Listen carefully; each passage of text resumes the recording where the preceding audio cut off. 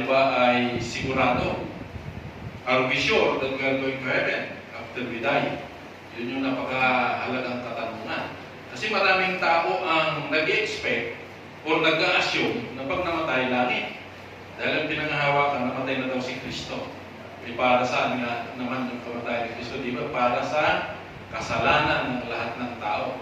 So ina-assume nila na dahil namatay si Jesus Christ, punta na sila sa langit. Pero nakakalimutan natin yung sinasabi dito, na hindi nangahulugan na nangaral ang Panginoon, save na yung tao, di ba? Sabi dito, may tenga, dapat makinig.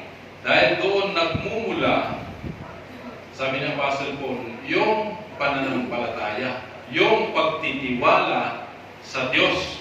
Dahil sa kanyang mga sinasabi na kung saan napakahalaga para sa atin. So yung introduction na aking babanggitin dito sa umagang ito ay kung ano yung mga nire-represent ng mga binanggit ng Panginoon. Yung sower dito ay walang iba kundi ang Panginoong Jesucristo dahil siya yung nangaral.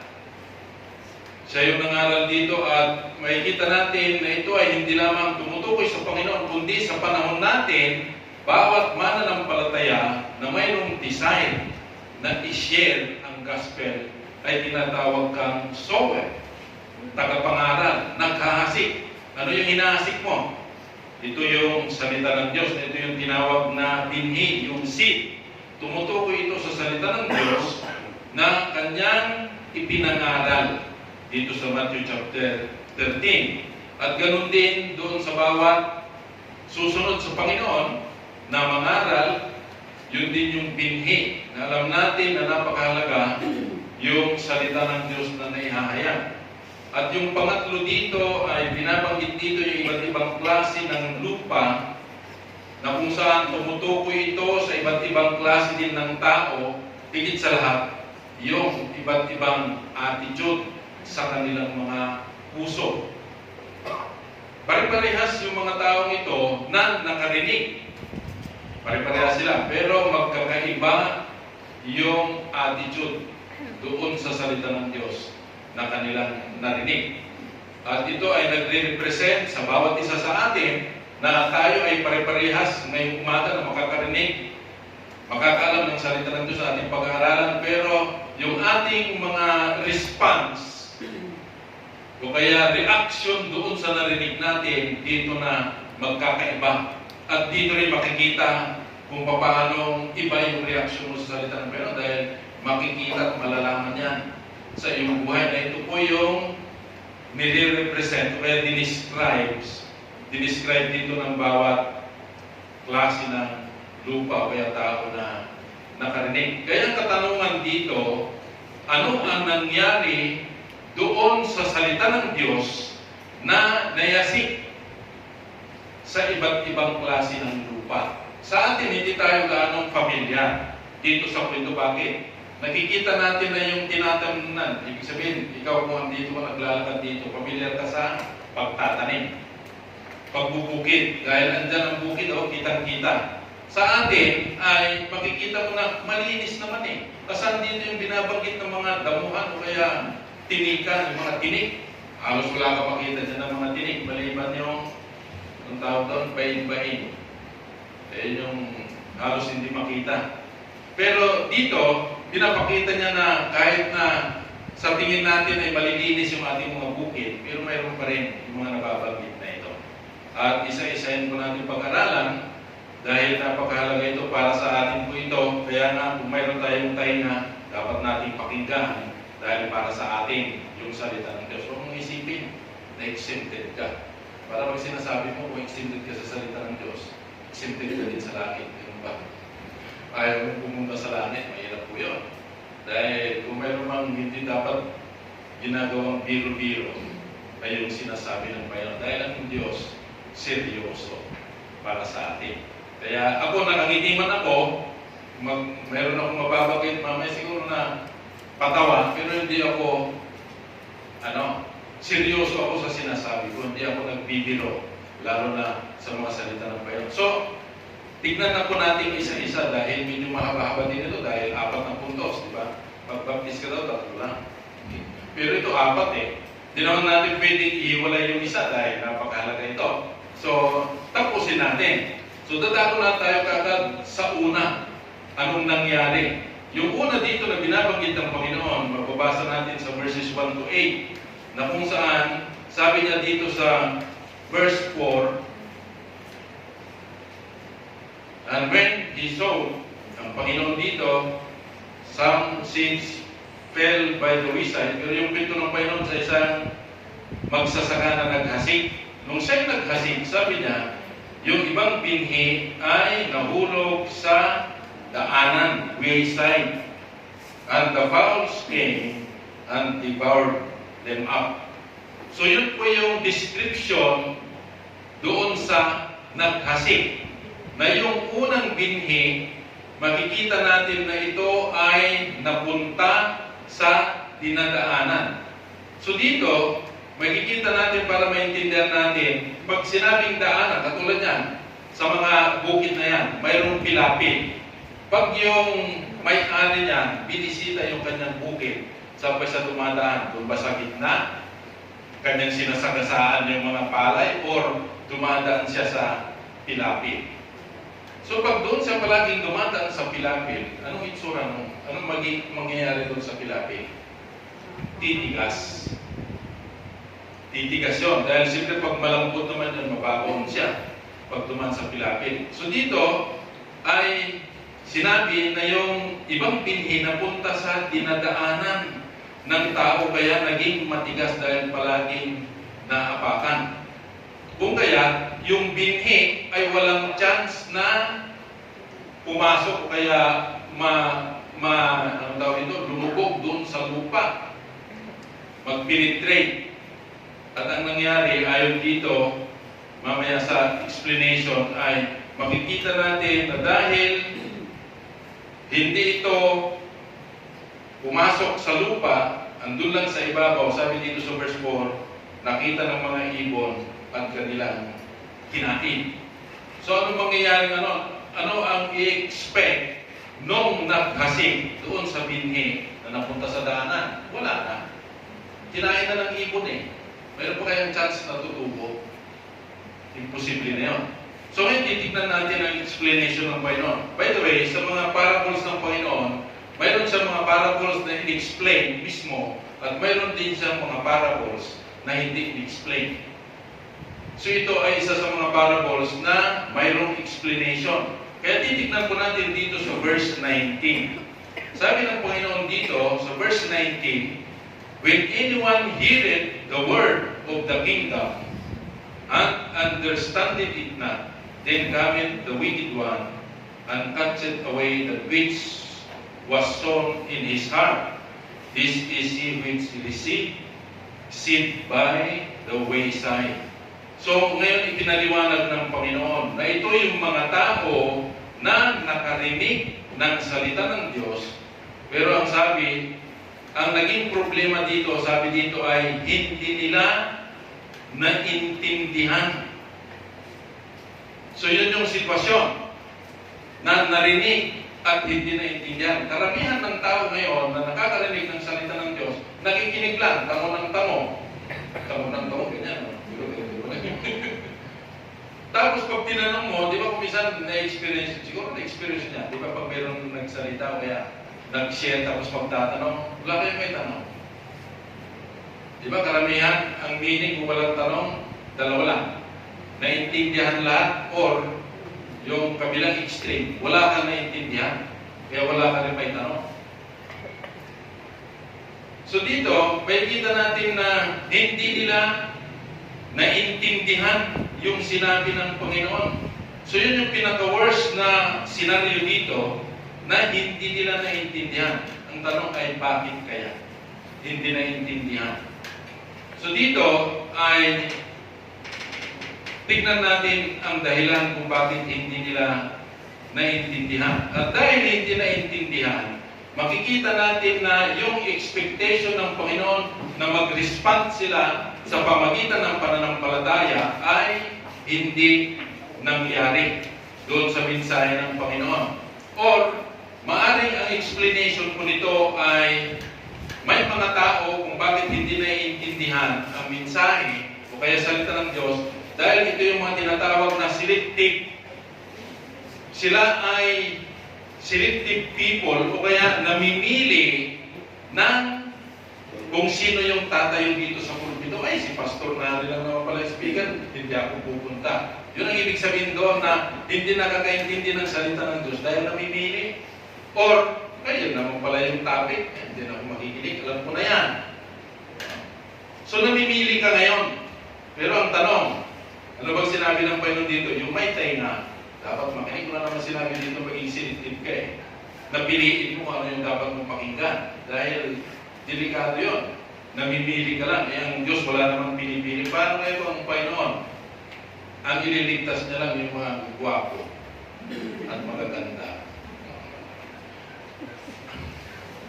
Gwapo kaya tayo? Maganda kaya tayo? Buti na lang, may punti. Eh, kaso lang eh, siyempre, ang standard ng Panginoon, 100% eh. So, mahirap. So, yan yung reason kung bakit hindi naintindihan. At dahil hindi pumasok sa puso, maaaring pumasok sa tenga. Kasi nakarinig eh. Kaso lang hindi nakapasok doon sa puso at isipan. Hindi naintindihan. Kaya anong naging result dito? Naging outcome. Ang sabi dito, dumating ang wicked one. Sino po yung tinutukoy nito? Siyempre si Satanas. Sino ba ang kaaway, kalaban ng Diyos, na ayaw na yung mga tao ay maintindihan ang salita ng Diyos para sundin siya? Wala iba kundi si Satanas. At dito sabi niya, dumating ang wicked one at kinuha, inalis yung mga salita na nasa puso, kung kaya anong nangyari? Wala. Bakit nawala na eh? Di ba nakakalungkot na siguro hindi lang minsan kundi maaaring palagi na pag andito tayo sa loob, nakinig tayo, paglabas sa pintuan na yan at tinanong kayo, ano na yung minsan ni Pastor? Hindi ko na alam. O, isipin nyo dito, i-apply natin dito. Asan napunta yung salita ng Diyos na narinig mo? Nawala na. Kasi hindi mo minidicate, kaya inalis na ng dyablo. Eh, pag uwi mo, isang linggo, wala na, hindi mo na naalala yung mensahe. Pagdating ng Sunday, na kung saan another topic, hindi mo na mapagtugtong. Bakit? Hindi mo na natandaan yung nakaraan. So, yun yung magiging problema. Na pag hindi natin naintindihan dahil maaaring kulang tayo sa focus or preparation, kaya yung in-expect na tayo ay mag-response para ng palataya, wala. Kaya dito, mayroong ilang paraan para may apply natin yung sinasabi ng Panginoon, kaya yung salita ng Panginoon. Ibig sabihin, dito sa pangyayari dito, sa unang binanggit na klase ng lupa, ay matututunan natin dito yung kaparaanan ni Jesus Christ at yung kaparaanan ng wicked one, o kaya ni Satanas, o kaya ang dyablo. May kita natin dito na ang dyablo ay nagbago ba ang dyablo sa palagay niya? O kaya si Satanas? Si Satanas, ayon sa Bible, ay deceiver, mandaraya, manluloko. At dahil siya ay deceiver, ibig sabihin, palagi niyang hinahanap yung tao na i-deceive, bibiktimahin. Kaya huwag tayo maging kampante na, sabihin mo, diba, dito naman ako sa loob ng kapilya. Dito naman ako sa church. So, wala dito si Satanas. Mahirap ko yun. Pagkasabi mo na wala si Satanas, biktima ka na. Dahil si Satanas hindi nagpapabaya. Ginagawa niya yung trabaho niya 24/7. Pero tayo, pahinga ng pahinga, wala na tayo magbasa, makinig. Pero si Satanas, palagi niya tayo tinitingnan kung sino yung kanyang bibiktimahin. So may kita natin dito na yun ang binabantayan ni Satan na i-prevent yung mga tao na nakakarinig ng salita ng Diyos para hindi magkaroon ng pangunawa. Hindi manatili sa kanilang puso at ang mangibabaw yung kasinungalingan. Siyempre, kung nangibabaw yung kasinungalingan, anong mangyayari? mga katotohanan na narinig. At makikita natin, yung kaparaanan naman ni Jesus Christ, siya ay palaging matapat na nangaral. Kung titignan po natin nung nag-start ang Panginoon sa kanyang ministry, bagamat 3 taon lang, wala siyang ginawa kundi pupunta sa iba't ibang lugar, nangangaral, nagpapagaling ng mga may sakit, tinutulungan ang mga nangangailangan. Hindi siya tumigil kahit maraming opposition, maraming mga trials, maraming nag-attempt na siya ipatayin. Hindi siya tumigil. Hanggang sa siya ay hulihin at ipako doon sa cross. Kaya makikita natin na dapat makita natin dito yung kaparaanan ng Panginoon kumpara sa kaparaanan ni Satanas o kaya ng Diablo, na dapat maging maingat po tayo. Huwag tayong maging biktima. Pangalawa dito, sa application nito sa una, ay pwede tayong makapag-reflect kung tanungin natin ang ating sarili, anong klase kayang lupa or anong klaseng puso mayroon ako pagdating sa pakikinig ng salita ng Diyos. Ang puso mo ba ay matigas, katulad yung daanan? Ang inilalarawan nun ay yung pusong matigas pusong bato. Siyempre, hindi makapag-penetrate yung salita ng Panginoon dahil doon lang sa surface. So, hindi makarating sa puso at ang mangyayari, aalisin ng Diablo yung naiasip na salita niya at ito ay magiging walang bunga. Walang mangyayari. Kaya, dapat maging maingat po tayo dito. Kaya, tingnan natin yung ating sarili. Anong puso meron tayo pagdating sa mga ganitong gawain? Malambot kaya or matigas? At hindi nakakaintindi. Kayo lang po nakakalam ng puso nyo, sarili nyo. Pare-parehas tayo na accountable sa ating mga puso, sa ating response tuwing tayo nakakarinig ng mensahe ng Panginoon. So yun po yung binhi na napunta sa daanan na kung saan nilalarawan nito ang puso na ayaw umintindi dahil matigas. Maraming mga ganyan sa panahon natin ngayon na nag-i-expect na lang, umaasa na lang na pag namatay sila, sa langit sila pupunta. Ang pinanghawakan nila, ang Diyos daw ay pag-ibig. Hindi nila alam na ang Diyos hindi lamang Diyos ng pag-ibig, Diyos din ng humahatol. Diba? God is also a just God. Righteous God, holy God. So, ibig sabihin, kaya niyang parusahan ang sinuman. Pangalawa dito, madaliin natin dahil 4 ito. Yung pangalawang klase ng lupa, dito po sa verse 5, some fell upon stony places where they had not much earth. And forthwith they sprang up because they had no deepness of earth. And when the sun was up, they were scorched, and because they had no root, they withered away. So dito, makikita natin yung description na yung lupang ito ay hindi katulad sa, kasi may nabanggit dito na mabato. Mayroong iba't ibang klase ng lugar na mabato. Mayroon yung lugar na ang lalaki ng bato. Ito yung mga lugar na kung saan, iba ko pa sa mga kabataan siguro, hindi nila alam ito.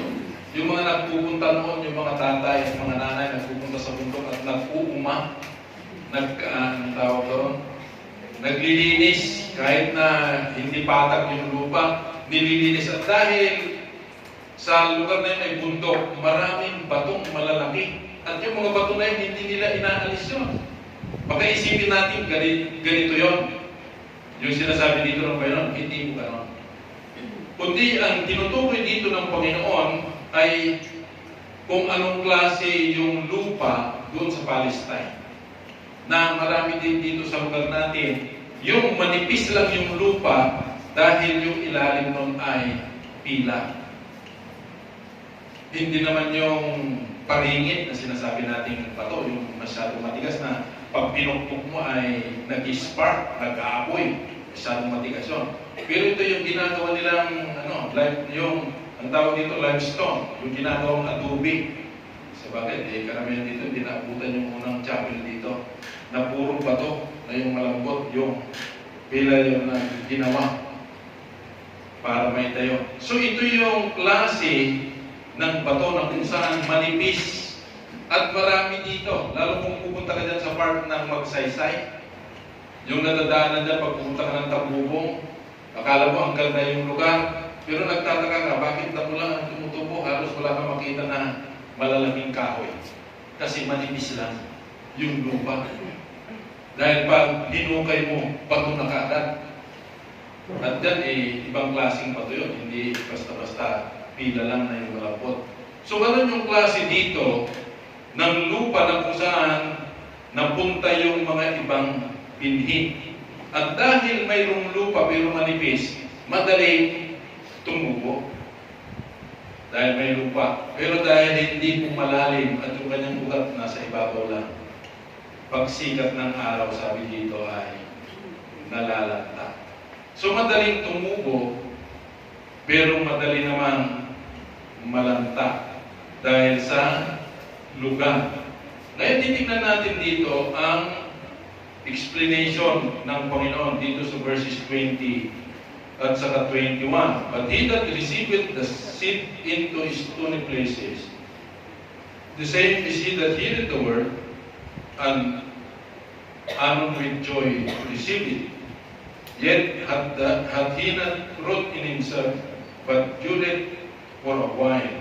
For when tribulation or persecution ariseth because of the word, by and by he is offended. So may kikita natin na yung explanation ng Panginoon ay kaiba doon sa wayside. Dahil ang sabi doon sa wayside, hindi niya naintindihan. Dito, ang kaibahan dito sa stony places, naintindihan niya, kaya nga tuwang-tuwa eh. Makita niyo dito tuwang-tuwa. Na kung saan inilalarawan na tumubo agad yung binhi. Ngunit dahil hindi malalim. Anong sabi dito sa explanation? Nung dumating ang pagsubok, anong nangyari? Yung salita ng Diyos, sabi niya ay, dahil sa, yung pagsubok ay related doon sa salita ng Diyos na narinig.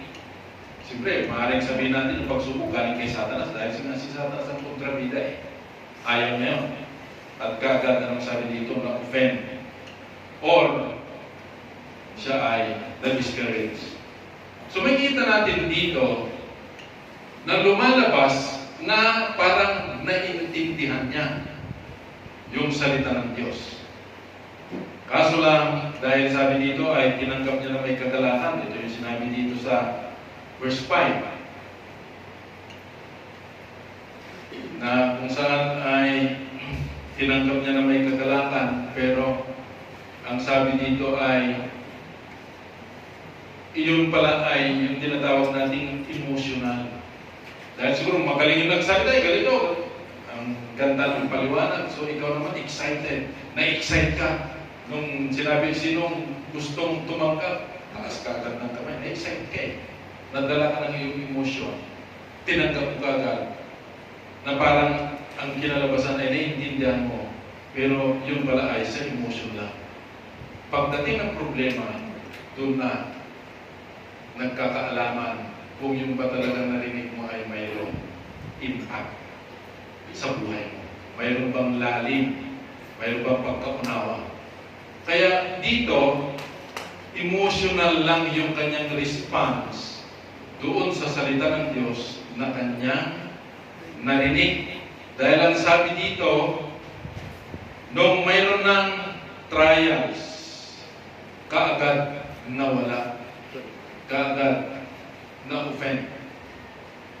So dito, sa application sa pangalawang lupa, Una ay hindi lahat na sa akala mo ay masigasig, masigla sa gawain o kaya sa Ebanghelyo ng Panginoon ay tunay na mananampalataya. Kasi kung bakit napakasigla niya, napakasaya niya, wala pa kasing na-encounter na trials. Magkaiba po yun. Dahil ang tunay na test sa buhay natin, sa pananampalataya natin, kung mayroong trials sa buhay, doon na magkakaalaman kung ang iyong pananampalataya ba ay tunay or 295. No. Dahil kung hindi tunay yung pananampalataya mo, magpukwit ka talaga, titigil ka talaga. Samantalang, umpisa pa lang yan. Maliit lang na trial yung dumating sa buhay mo. Na-offend ka kagad, natisod ka kagad. Yun ay maglalarawan na ang iyong buhay o kaya puso ay katulad nitong pangalawang lupa. Mababaw ang pagkaintindi sa salita ng Diyos dahil excited ka, nadala ka ng emosyon. So nag-decide ka na tanggapin yung narinig mo. Pero pagdating ng trials, ay wala palang may iba. Pangalawa dito sa application nito ay siguro ito sa mga nagsishare. Pag ikaw ay nag-share ng salita ng Diyos, huwag mong gamitin ang iyong emotion. Di ba nakakalungkot? At ito nangyayari sa mga camps, sa mga evangelistic crusade, na yung tao na nagsasalita, iiyak-iyak. Siyempre, madadala sa emosyon yung mga audience. Once na nagpatanggap na lahat na, dahil nag-iiyakan na, magtataas na ng kamay, pupunta na lahat sa harapan. Pero nadala lang ng emosyon. Siyempre, nakakaya ka naman na, kung hindi kayo mag-decide, pupunta kayo sa impyerno. Sabihin mo impyerno, nakatatawa ka. Pero pag gano'n, tatawanan mo yung tao pupunta sa impyerno. Siyempre, malulungkot ka, pero madadala yung audience. At akala mo totoo yung kanilang decision. Pero ito pala ay na-manipulate ng damdamin na yun. Anong tawag ito? Nakakagiba ng damdamin. Kaya makita natin dito na instead na yun ay pananampalataya, ito ay sa emotion. At nakakalungkot, marami yung ganon nadadala. Kaya noong paman, sa aking buhay, nag-decide ako na hindi ako iiyak-iyak kung yung mag-pray. Kahit na mag-ano ka pa ng decision, hindi ko ugali yung iiyak-iyak dito. Siguro dahil hindi ako iyakin. Pero marami namang mga manggagawa na hindi talaga naman iyakin. Kaso pagdating ng prayer, lalo na yung closing prayer, yung invitational, yung mag-invite, nandun yung malungkot yung kanilang boses. Pero kung totoo na yung, kasi pag ginamit mo yung gano'n, hindi na yung salita ng Diyos yung, yung nangusap doon sa tao. Kasi mas matindi yung emosyon. Nakita naman natin ang Panginoon nung siya ay nag-share, in-approach niya yung isang babae, yung Samaritan woman. Makikita mo ba ang Panginoon na siya ay nalungkot nung in-approach yung babae? Kundi talagang in-emphasize niya. Kasi yung babae, nagmamang-maangan pa yung babae. Tawagin mo yung asawa mo, wala akong asawa, sabi ka agad yung babae, anong sabi ng Panginoon, hindi makayang lalaki sa buhay mo prinang ka ng Panginoon. Para malaman niya yung katotohanan. Kaya huwag tayong matakot na sabihin yung katotohanan dahil ito yung magpapalaya. Diba yung sinabi ng Panginoon, ni Apostle John, na yung katotohanan, the truth shall make you free. Ang tunay na magpapalaya sa atin sa kasalanan, impyerno, ay katotohanan, hindi yung emosyon. So ganito po yung nangyari dito. Kaya hindi lahat, hindi ko sinasabi na dahil kayo ay masaya sa paglilingkod, magdadalawang isip kayo, magdadoubt kayo dahil sinabi ko na hindi lahat ng masaya pag naririnig ang salita ng Diyos ay tunay na mananampalataya. Dahil pwede kang madala ng emosyon. Dahil ito, yung sinabi ng Panginoon. Na makita naman natin kung paano malalaman na yung tao na yun ay hindi true believer pagdating ng trials. Makikita mo pa kaya na magpapatuloy sa Panginoon pagdating ng trials? Doon mo malalaman na yung kanyang pananampalataya ganito lang pala kalaki. Hindi lumalim ng gusto na hindi matibag. Ito yung sinasabi po dito ni Apostle Paul sa Colossians chapter 2. Gusto kong buksan. Verse 6 at saka 7. Ito po yung challenge pagdating sa salvation. As ye have therefore received Christ, Jesus the Lord. Anong sabi? Kung ikaw ay tunay na tumanggap kay Kristo bilang Panginoon, anong sabi niya? Walk ye in Him. Ang ibig sabihin ng Panginoon ni Apostle Paul, magpatuloy ka. Yun ay prueba na ikaw ay tunay na Kristiyano. At anong susunod doon? Maliban sa pagpapatuloy mo sa Panginoon. Verse 7, rooted and built up in Him. Mayroong pagbabago, mayroong growth.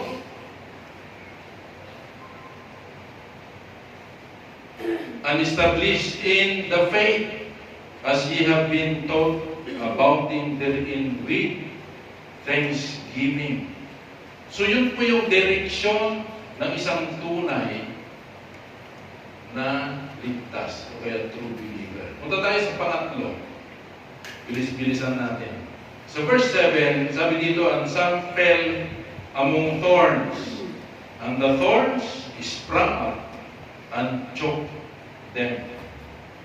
So yung description dito ay matinig, katinigan na lugar. Pero nakita nyo ba nung nagtanim sila dito? Meron ba kayo nakita mga tinig? Wala, di ba? Bakit wala? Di maaaring tinigpas. Di ba? Or nilinisan, sinunog. Maaaring ganun ang pangyayari dito. Yung farmer ay kanyang pinutol yung mga tinig at sinunog. Pero ang hindi niya alam, ang nasunog lang, yung kanyang pinutol, yung ugat na iwan. Eh kung naiwan yung ugat, anong susunod ng pangyayari? Tutubo ulit. O di simple, nalinisan na, no? Sinunog mo na yung mga tinig-tinig, damo-damo. Nagtanim ka na, halong malinis na. Eh pagtubo ng binhi, ano nangyari? Tumubo na rin sumabay yung mga tinig. Yun po yung description dito. Na nung tumubo na yung tunay na binhi, sumabay na rin tumubo yung mga tinig. Na ando. Kasi ando pa yung ugat na iwan. Kaya dito, makikita natin na sa pangatlong klase ng lupa, parang yung tao dito ay believer. Nagmumukhang Kristiyano. Ay, mahirap yung mukhang Kristiyano, di ba? Mukhang Kristiyano lang. Pero sa totoo pala, hindi. Pero anong sabi dito? Habang lumilipas ang panahon, anong nangyari? Dito sa explanation ng Panginoon, makikita natin dito. Sa verse 22, sabi niya, he also that received seed among the thorns is he that heareth the word of the word, and the care of this world, and the deceitfulness of riches choke the word, and it becometh unfruitful. So ang nangyari dito, mukhang mananampalataya, mukha lang. Pero nung hihintayin, paglipas ng panahon na ini-expect ang growth, paglago o kaya bunga, ano nangyari? Hindi na nahintay na nagkaroon ng bunga. May nakahadlang. Bakit? Mas mabilis lumaki yung mga tinig.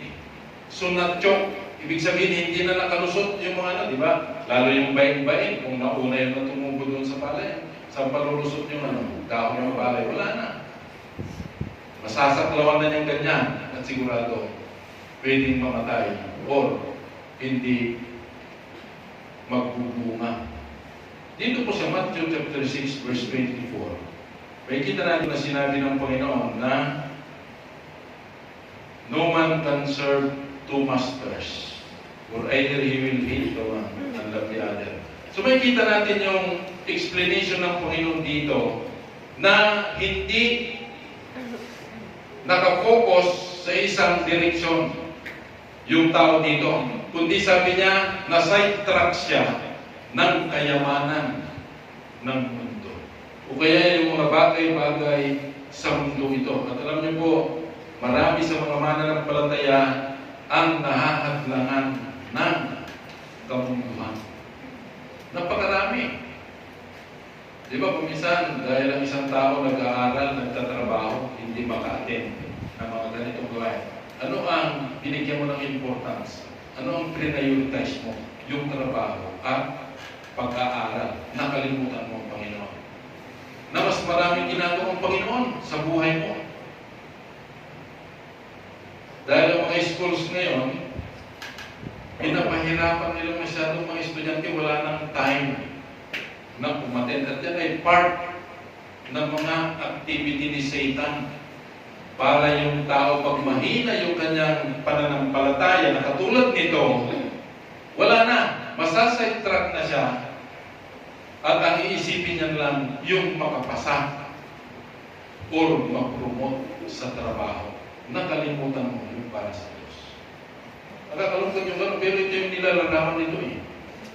Na dahil sa kamunduhan, kayamanan, sabi dito, anong sabi? Na-choke yung salita ng Diyos at hindi nagkaroon ng bunga na hadlangan. Application po dito, dapat natin ma-recall kung gaano kasama ang kayamanan. Sabagay, sabi ng Apostle Paul, yung kayamanan ay nagiging problema kung nagkaroon tayo ng pag-ibig. Siyempre, ano bang mga kayamanan? Nandiyan ang pera. Sa 1 Timothy, the love of money, sabi ni Apostle Paul, is the root of all evil. So makita natin dito na yung pandarayan ng kayamanan ay hindi na nakapagpatuloy sa puling niya sa Panginoon. Dahil natuon na siya sa mga bagay-bagay na yan na naging hadlang. Kasi tignan nyo, magpayaman ka ng magpayaman sa mundong ito. Pag namatay ka, kaya may nakakala. Ano ba yung sinasabi ng Panginoon? Sa Matthew chapter 6, mag-ipon tayo ng kayamanan saan? Sa langit. Ang tanong, papaano? Magpapadala ka ng pera, ang address niya ay langit. Wala namang ganon, di ba? Chikas mo, ang address ay langit, o kaya number ay Jeremiah 33:3. Hindi yung makarating. Paano tayo mag-ipon ng kayamanan sa langit? Sa pamamagitan ng pagsunod sa kalooban ng Diyos. Yun po yung kaparaanan.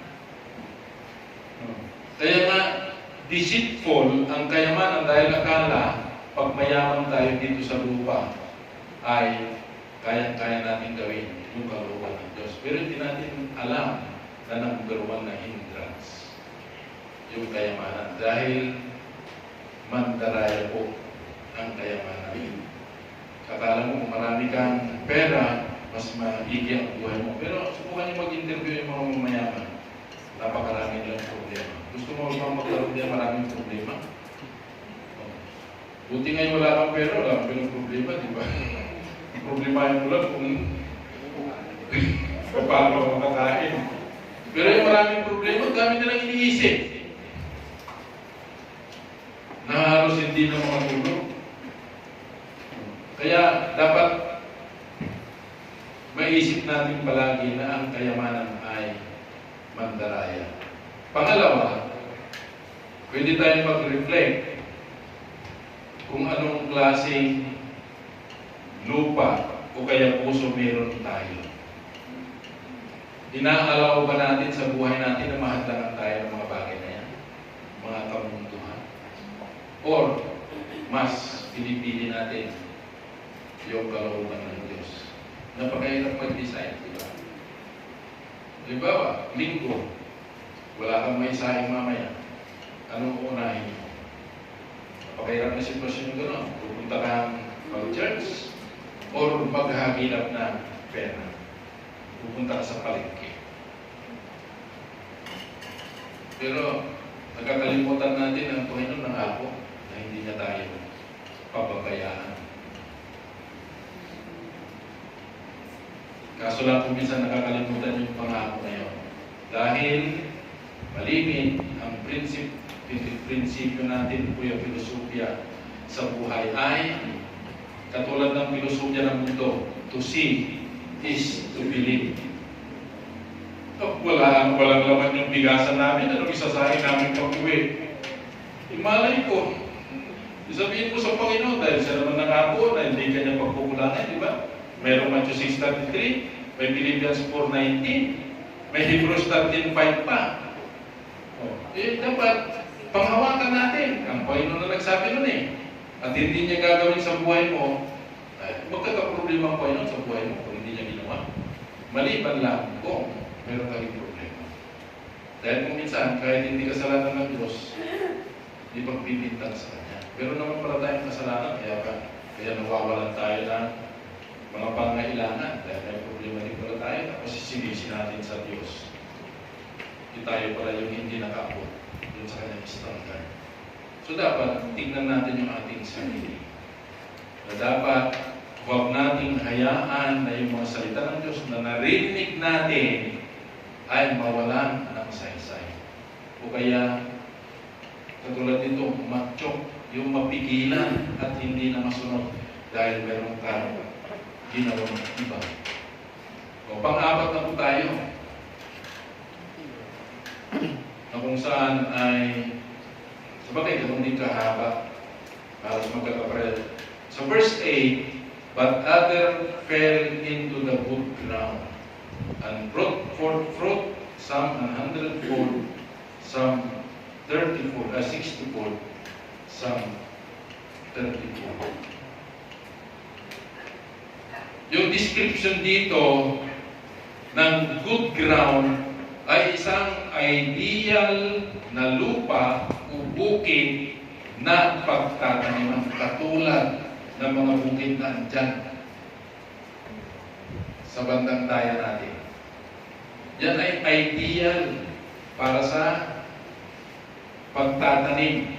Bakit? Hindi gaanong matigas, hindi rin gaanong manipis ang lupa, hindi rin tinubuan ng maraming tinig o kaya mga damo-damo na katulad po doon sa kung napapasyal kayo doon sa amyanan ni Sister Au, makita nyo doon yung lupa doon. Kahit sabihin natin palisdahan, minsan hindi nila pinapakinabangan dahil ang daming tumubo na damo na mahirap alisin, mahirap patayin. Kaya walang pakinabang yung mga lupa na yun. Dito rin, sa banda rito, may mga nakatiwangwang dyan, yung mga palaisdahan, hindi nagagamit dahil yun nga, hindi suited para sa palaisdahan. So, ganoon din yung bukid. Pag hindi na ideal para pagtaniman, siyempre wala kang ma-harvest. Pero dito, yung good ground ay ibig sabihin talagang isang lupa na pwedeng pagtaniman at once na nagtanim ka, mayroon kang pag-asa na may aanihin. Hindi nga lang pwedeng sabihin na ang pag ikaw ay nagtanim dyan ay aani ako dito ng 100 kaban. Hindi pwedeng masabi yun. Pero mayroon kang aanihin. Maaaring doon 60 or 30 or 20, at least mayroon kang aani. Kaysa nang walang kasiguraduhan, nagtanim ko lang naman aani. O diba? Sayang yung pagod. Pero dito, mayroon. Magkakaibang nga lang yun. Kaya nga, karamihan ko minsan na mga magsasaka, naiingit sa mga kapwa magsasaka. Bakit? Ang dami nila naani. Gusto niya rin pantayan. Ang liit ng bukid niya, gusto niya at aani na 100 kabans. So yung bukid mo, wala pa isang hektarya. O, paano ka aani ng 100 kabans? Pero, ang importante, mayroon ka rin maaani. Lalo kung aalagaan yung lupa.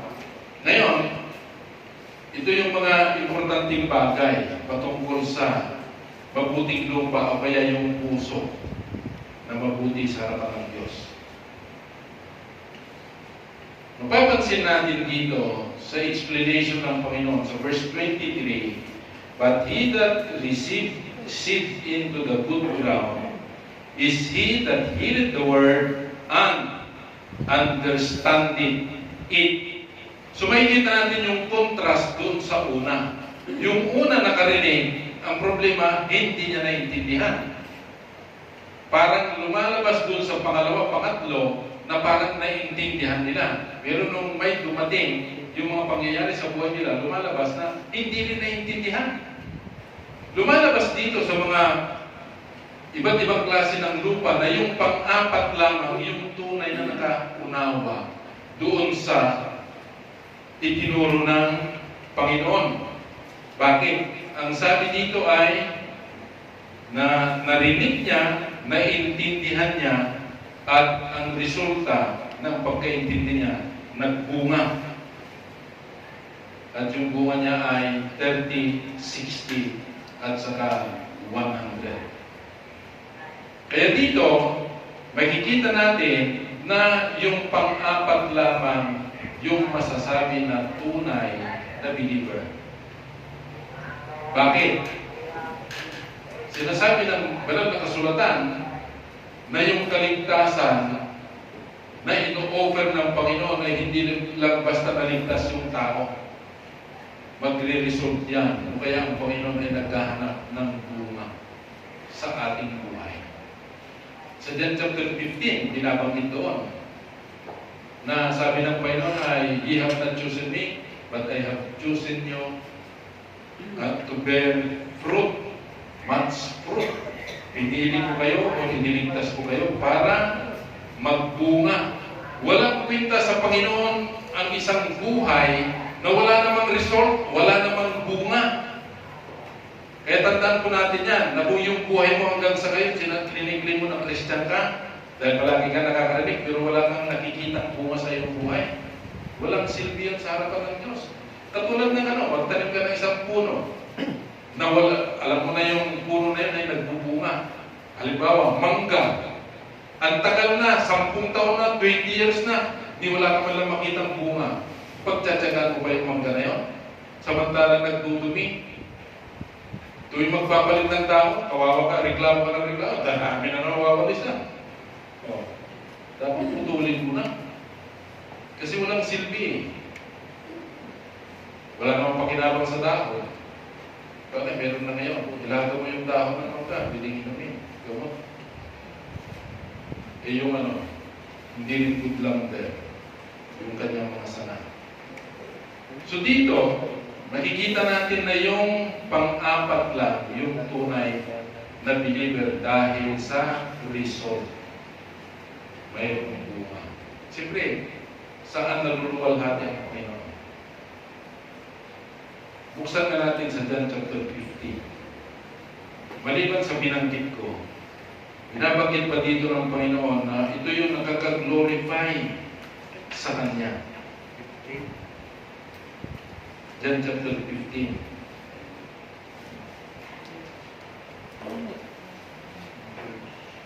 Mapapansin natin dito na sabi niya sa verse 5, "I am the vine, ye are the branches. He that abideth in me and I in him, the same," sabi dito, "bringeth forth much fruit. For without me, ye can do nothing." Mapapansin natin sa verse 8, "Herein is my Father glorified." Ano daw nakakapagbigay ng kalwalhatian sa Ama na nasa langit? That ye bear much fruit, so shall ye be my disciples. Ang tunay na alagad po, mga kapatid, nagbubunga. Ngayon, gusto kong tingnan natin, baka ma-confuse kayo. Kaya sinasabi ni Pastor na bunga, mangga.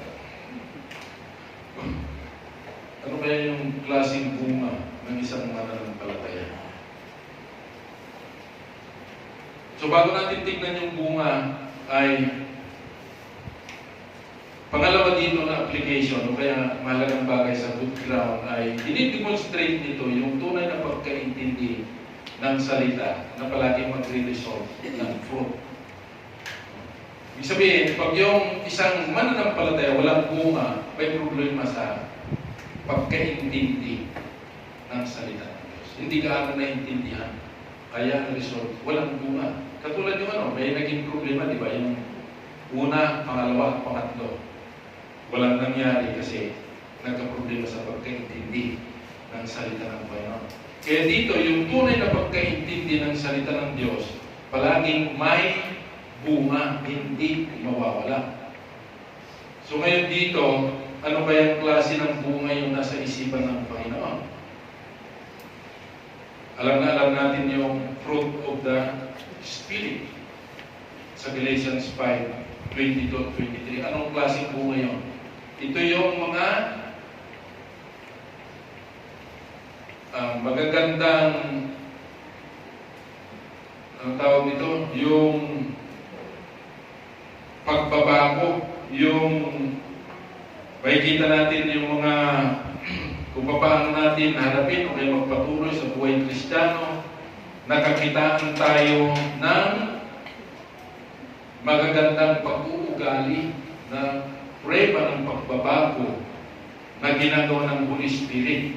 Yung pag-ibig, akala natin normal lang ang pag-ibig. Yung pag-ibig ng tao, normal lang yun. Pag tao ka, meron kang pag-ibig. Pero yung pag-ibig ng Diyos kaya normal. Wala eh. Dahil nag-uumpisa lang yung pag-ibig ng Diyos sa buhay ng tao sa time ng salvation. So dapat makita yun bilang prueba na ikaw ay Christian. Mayroong dapat pag-ibig. Kaya nga, ano ang walang challenge sa atin ng Panginoon pag ikaw ay Kristiyano? Ibigin mo ng buong tunay ay buong buhay. Yung kaawit ni Andrew E. Iba yun, di ba? Umanap talaga ng pangit at ibigin mo ang tunay. Pero dito naman, hanapin mo ang Diyos at ibigin mong tunay. Di ba? Amen ba? Na hanapin mo ang Diyos at ibigin mong tunay. Bakit? Ang Diyos ay umibig ng tunay sa atin, di ba? Tayo ba'y binibiro ng Diyos? Hindi. Kasi kung binibiro tayo ng Diyos, pinabayaan na sana tayo. Hindi pa natin pinapansin ang Diyos sa ating buhay. Pero ang Diyos, totoo, yung kanyang pag-ibig. Kaya makikita natin na inuna yung pag-ibig na bunga ng Holy Spirit. Dahil yan yung pinakapundasyon ng mga susunod pang bunga niya. Yung saan naka-connect yung joy sa love. Tapos yung peace, long-suffering, gentleness, siyang po yung pati faithfulness. Yung bearing nila ay nasa pag-ibig. Kaya once na nawala yung love, hindi mo rin makikita yung mga iba.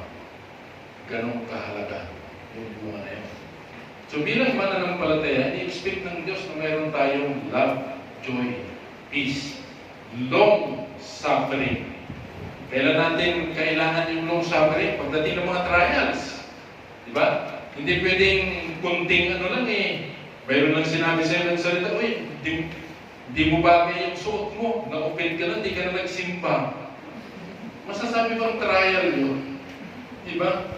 Parang gusto ka lang sanang i-correct, kaso lang medyo magaspang. Yung pagkasabi. Imbis na, ang ganda ng damit mo, sabi niya sana, pero mas maganda kung ganito pa. Diba? Mas maganda. Kasi yung sinabi, hindi mo bagay. Masyadong abrupt yung dating. Nagkaka-open naman talaga. Pero kung ikaw ay Kristiyano, hindi ka dapat ma-open. Sa ganun, dapat siguro isipin mo muna, baka naman totoo. Yung sinabi, di ba kayo, di magsalamin ka. Oh, di ba? Dahil ang tunay na kaibigan, ang sabi, nagsasabi ng totoo. Yung hindi mo tunay na kaibigan, nang ginagawa sa'yo, uy, ang ganda mo, mare, ang ganda mo, sis, ang ganda mo, brother, kapala hindi. Binibilog yung ulo mo, kala mo tunay na kaibigan. Wala nang sinabing sa'yo, kundi puro magaganda. Tapos yung iba, uy, napapansin. Kasi, sip-sip. Diba? Yung tunay na kaibigan, nagsasabi na totoo. Eh dapat mag-isip ka muna bago ka magalit sa kanya. Dahil yun yung nagpamalasakit sa iyo. Pangalawang klase ng bunga sa Romans chapter 1.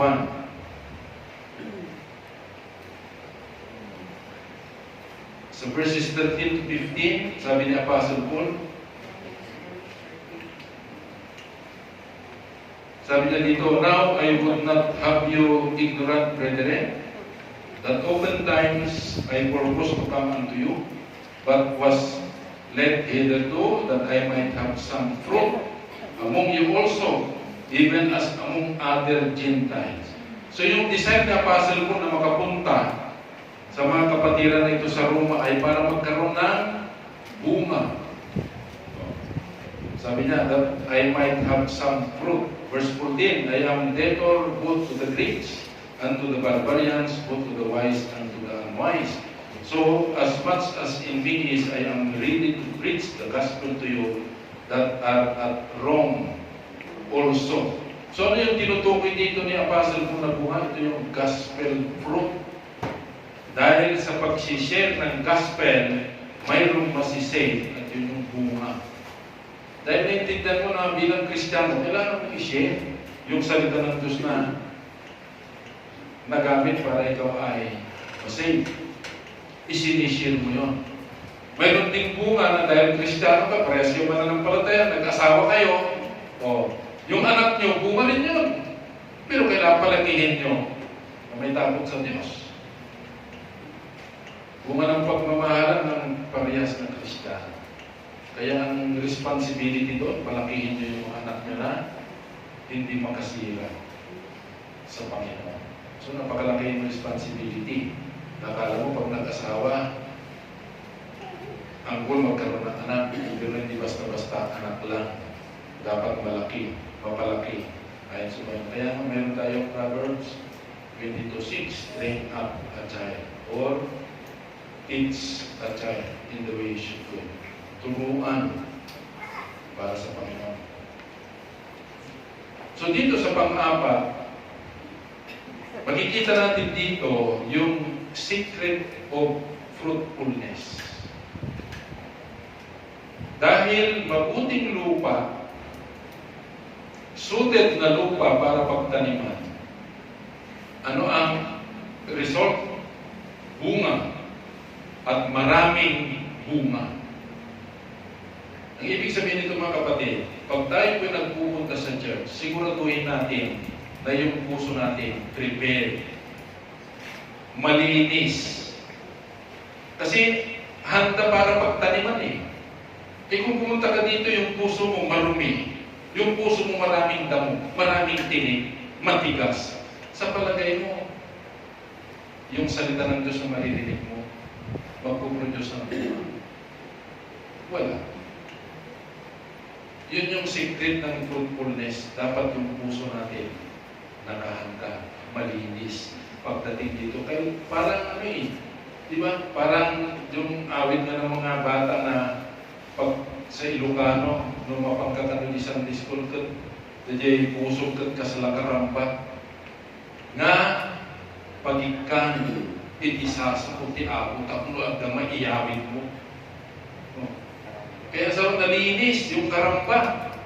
So yung puso natin katulad ng lalagyan, sisidlan. Kapag ito'y marumi, walang pinta yung nasalo niya. Bakit ba magiging madumi din eh? Dapat malinis para walang maging hadlang at maging pakinabang sa buhay natin. Bakit?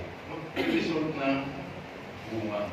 Kung nagbunga yung buhay natin, tayo yung muna magkikinabang. Kaya yun yung sikreto dito ng pagiging fruitful.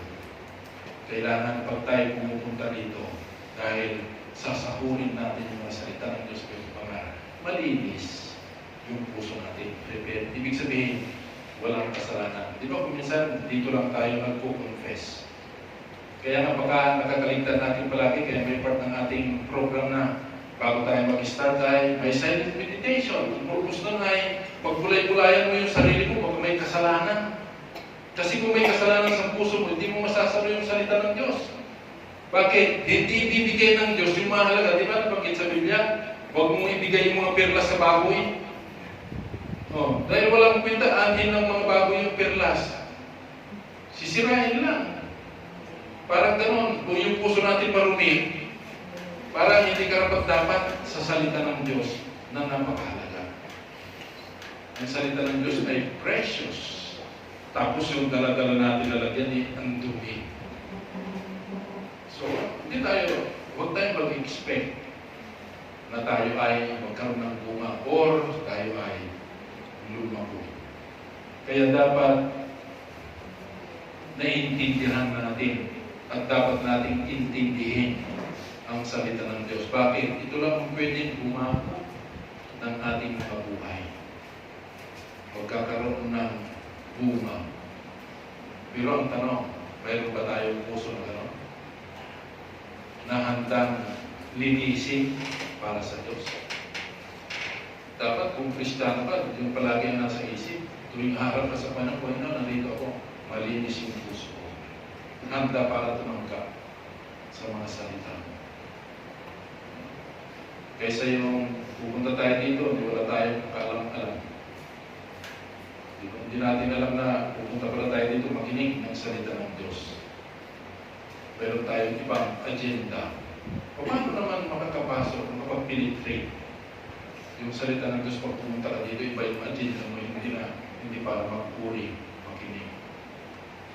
Mga kapatid, dapat ay maintindihan natin ito. Ginamit ng Panginoon ang isang pagsasaka para maintindihan natin yung nais na ipaabot. Bilang conclusion, dito po sa sinabi ni Pastor Paul, 2 Corinthians 13:5. Tuwing tayo po ay magsisimba, i-apply po natin dito. Anong sinasabi po ng verse na ito? 2 Corinthians 13:5, sabi ni Apostle Paul, examine yourselves whether ye be in the faith. Prove your own selves. Know ye not your own selves how that Jesus Christ is in you, except ye be reprobates. Para hindi ka raw mag-disqualify sa tuwing ikaw ay haharap sa Panginoon, saliksikin mo palagi ang iyong sarili mo. Ikaw ba ay nasa tamang landas, nasa pananampalataya? Ang ibig sabihin ng pananampalataya sa Biblia ay pamumuhay na maayos sa harapan ng Diyos. Hindi po yung nagkita kayo, nagkumustahan. Brad, kumusta lang buhay? Ito, living by faith. Mali yung sagot eh. Para bang kahit nang hirap yung buhay mo, walang-wala ka, living by faith lang. Ibig sabihin ng living by faith, lumalakad ka ngayon sa kalooban ng Diyos, yun po yung tama.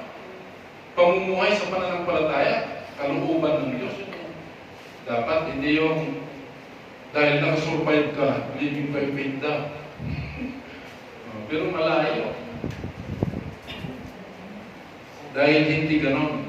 Yung pamumuhay sa pananampalataya, hindi po survival. Ganyan ang Diyos ang tumutulong. So, bilang conclusion po ay merong dalawa. Tayo po ay dapat maging katulad ni Kristo na matapat sa pagkahasik. Huwag niyong isipin na, ay pastor, di naman ako magsasaka. Sa harapan ng Diyos, tayo po mga kapatid, bawat Kristiyano ay sober. Kasi yung mga hindi Kristiyano, yun yung bukid. At tayo yung magtatanim sa kanilang mga puso. Kaya tanggapin mo na ikaw ay sober. Meron kang ihaasik sa puso ng mga hindi mananampalataya at dapat maging tapat po tayo sa paghahasik. At siguraduhin natin na yung ipapangaral natin, yung salita ng Diyos, na walang halo, At siyempre kasabay nun magtitiwala tayo sa Panginoon na gawin niya yung the rest. Nakakalungkot yung iba, mag-share sila. Dahil daw sayang, patatanggapin nila yung ano. Tapos pag iniwan nila, oh Brad, Kristiyano ka na, magsimba ka na sa linggo. Ganun ba kagawin? Hindi ba? Gawin lang natin yung part natin, maghasik, bahala na ang Diyos na magpatubo ng pananampalataya at kaligtasan, pagsisisi doon sa tao. Pero ang part natin yun, number 1, i-share natin ang may katapatan. Pagtiwala sa Diyos. Pangalawa, let us be the kind of soil that ideal for the planting of the seed or word of God. Yung bang ating mga puso ay ideal para sa salita ng Diyos. Baka may problema. Kaya nga, mga kapatid, pag pumunta po tayo dito sa simbahan, kung mayroon tayong mga problema, iwanan natin. Huwag natin dala-dala dito na maging hadlang sa ating pagsamba. Iwanan mo muna. Hindi mo sabihin sa Panginoon, iwanan mo muna yung problema mo dito sa bahay. Kaso ang problema pag iniwanan mo, pag-uwi, babalikan mo na naman, imbis na nilimot na sana. Kaya mas maganda siguro, magsimba, Panginoon, tulungan niyo po na malilimutin ko rin itong problema na ito. Kasi sa gabal, sa paglilingkod o kaya paglago sa ating buhay. At kung tayo po'y nakinig ng mabuti dahil meron tayong tayo na pagpuproduce ng buhay. Kayo po ang makakaalam niyan kung naiintindihan nyo yung salita ng Panginoon. Dahil mayroong iba't ibang result sa buhay natin. Kaya kung sakaling hindi ng bunga, alam mo na, doon ka sa una, pangalawa, or pangatlo. Huwag mong i-assume, doon ka sa pang-apat, dahil sigurado wala. Ang pray para ikaw ay nasa pang-apat, yung bunga. Meron ka na bang nakita sa buhay mo na bunga, simula ng sinabi mo ikaw ay Kristiyano? Ano yung mga bunga? Pagbabago dahil sa Holy Spirit. Pagbabago ng pag-uugali. Pangalawa ay meron kang naakay ng mananampalataya. Naging encouragement yung buhay mo. Pangatlo, na-challenge ka na magkaroon ng ministry sa Panginoon. Diba? Isipin niyo po, iniligtas ka ng Panginoon, wala kang gagawin. Diba? Napagandang isipin na bakit ka pa iniligtas ng Diyos, wala kang palang silbi. Diba? Hindi ka naman pala gagamitin, iniligtas ka pa. Sana huwag na. Dahil magsasuffer ka na, hindi ka mag-i-enjoy. Kaya sana po isipin po natin, palagi, kapag ang Panginoon ay gumawa na intindihan natin, nangusap sa atin, na intindihan natin, meron na tayong effect, fruit sa ating buhay. Manalangin po tayo, Panginoon, salamat po sa inyong salita. Nabagamat, karamihan ng mga salita, Panginoon, ay malalalim, pero hindi pong gumamit po kayo ng mga alam namin ng mga kwento upang may compare namin, Panginoon, sa inyong mga salita at lalo namin maintindihan ang layunin mo na nais mo pong iligtas ang bawat isa at kami ay lumago, magkaroon, Panginoon, ng bunga ng mga espiritual sa aming buhay. Tulungan niyo kayo, Panginoon, na naintindihan ang mga salita niyo upang sa ganun, Panginoon, makita namin yung nais nyo kung magkaroon ng bunga at hindi po maging boring yung aming buhay, kundi magpuproduce ng tunay na excitement at saka kagalakan sa paglilingkod. Dahil sabi po ng isang awitin, there is joy in serving Jesus. Kung kami, Panginoon, ay walang joy, maaaring iba yung pinaglilingkuran namin at hindi po kayo. Dahil kung kayo yung tunay na pinaglilingkuran, hindi mawawala ang kagalakan, kapayapaan, pag-ibig, lalo ng buwan ng Holy Spirit. Bless mo ito, Panginoon, ang mensahe ito sa aming mga puso. Naway, palagi namin pagbubulay-bulayan. Tuwing kami ay haharap sa iyo, kung kami ba ay karapat-dapat, malinis ang aming mga puso upang pagpalain. Maraming salamat, Panginoon. Nagkakatiwala po ang lahat na ito. Sa lahat ng pangunguna sa mga dapat po namin desisyon. Si pangalan ni Jesus, mga isa pagdalangin. Amen.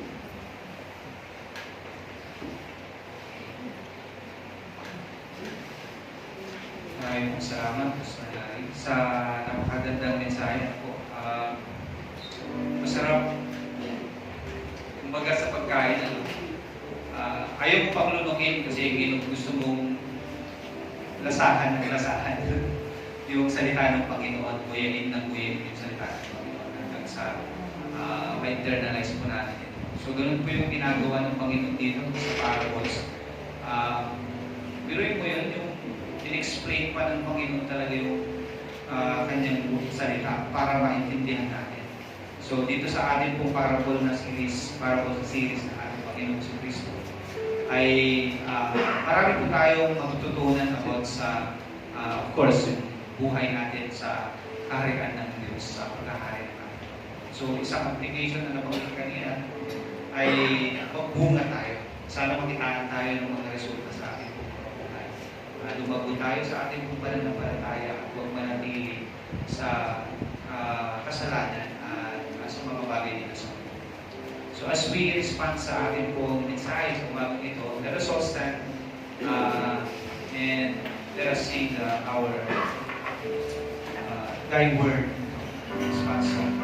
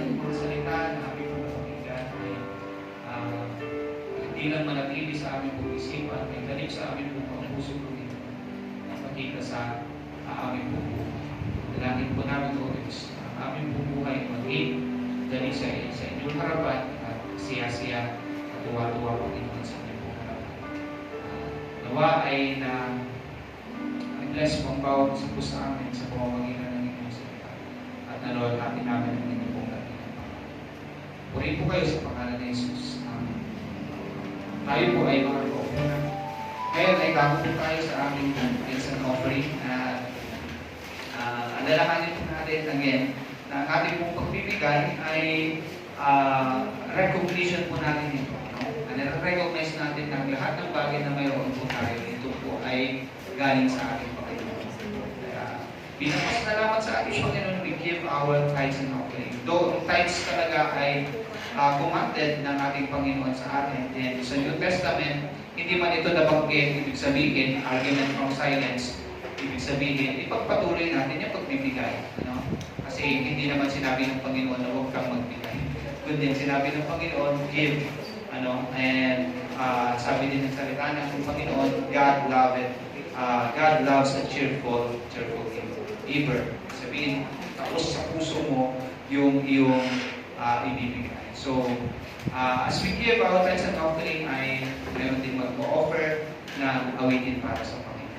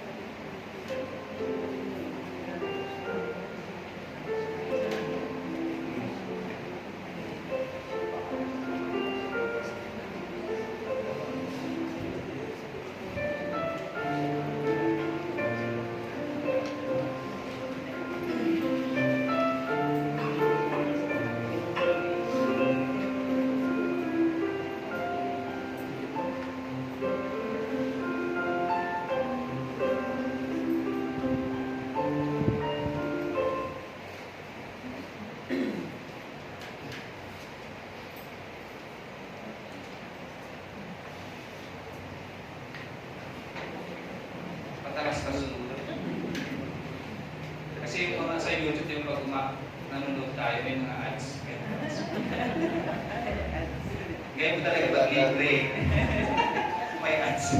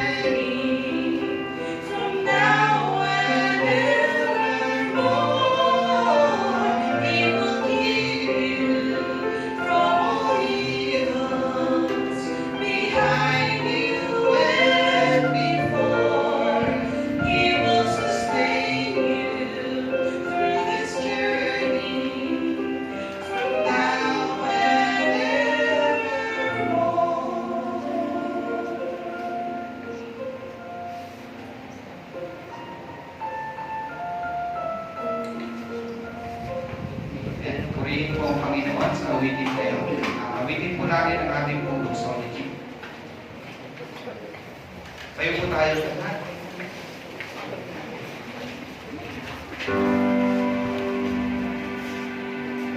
Sing. Praise God from whom all blessings flow. Praising all creatures here below. Praise Him above the heavenly hosts. Praise Father, Son, and Holy Ghost.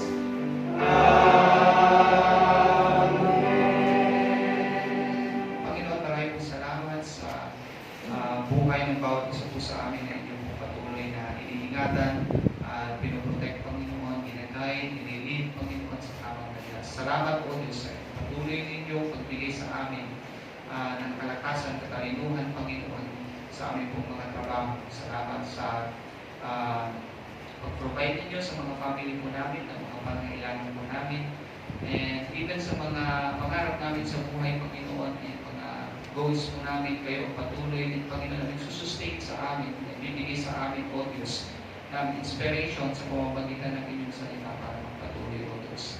Kaya ang amin pong mga kaloob sa umagang ito ay inyong pong palain, nawa ay magamit ito para sa kalalaw, sa inyong pong kaharian dito sa mundo ito. At ganoon din, Panginoon, i-share ang inyong pong gospel sa mga tao na hindi pa nakakilala sa inyo, Panginoon. And ang bawat isa, Panginoon, na nagbigay, patuloy niyo pong palain. Ganoon din, O Diyos, sa mga hindi nakapagbigay dahil kapos, Panginoon, eh, kayo po ang mag-bless sa kanila, ang experience nila, Panginoon, ang blessing ng opportunity, Panginoon, na pagbibigay sa inyo. Inyo pong pagyabungin, Panginoon, ang bawat isa sa amin, hindi lang po sa mga material na bagay, higit sa lahat, sa spiritual na katayuan po namin sa inyo. Ito po aming dalangin sa pangalan ni Jesus. Amen. Tayo po ay makakaupo na.